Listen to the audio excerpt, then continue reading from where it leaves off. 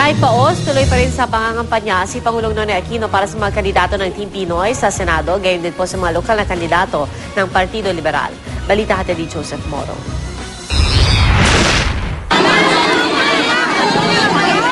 Sandaling nauwi sa Tulacan at girian ang pila umano sa pagkain ng mga residenteng dumalo sa meeting de avance ng Liberal Party Manila Chapter sa Tondo, Maynila. Naayos naman ito kalaunan at hindi nagdulot ng problema sa programa na dinulahan mismo ni Pangulong Aquino.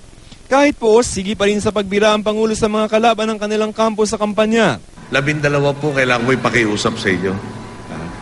Bawat isa po nito 12 natin kasama sa Team Pinoy, ginagarantya ko sa inyong kabalikat natin sa pagbabago ng ating lipunan.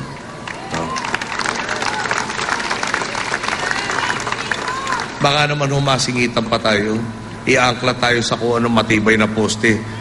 Kaya abante tayo na abante, hindi tayo umusad dahil meron palang nandun nilambitin tayo sa isang poste matatag.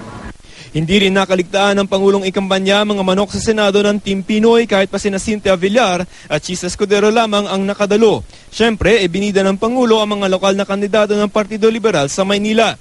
Sa pangunguna ni re-electionist Manila Mayor Alfredo Lim. Pagtitiyak ni Lim sa Pangulo 12-0 ang panalo ng Team Pinoy senatorial slate sa Maynila.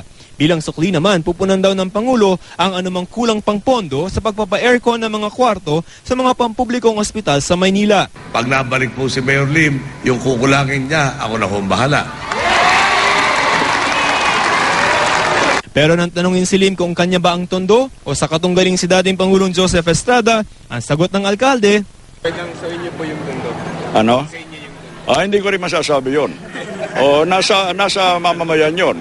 Kung inaakala nila na naging karapat-dapat ako sa pagtitiwalang binibigay nila sa akin, siyempre, silang huhusge.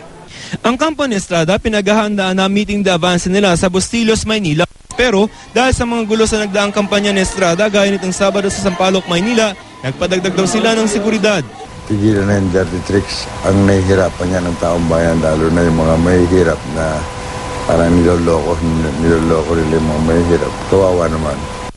Joseph Morong, GMA News.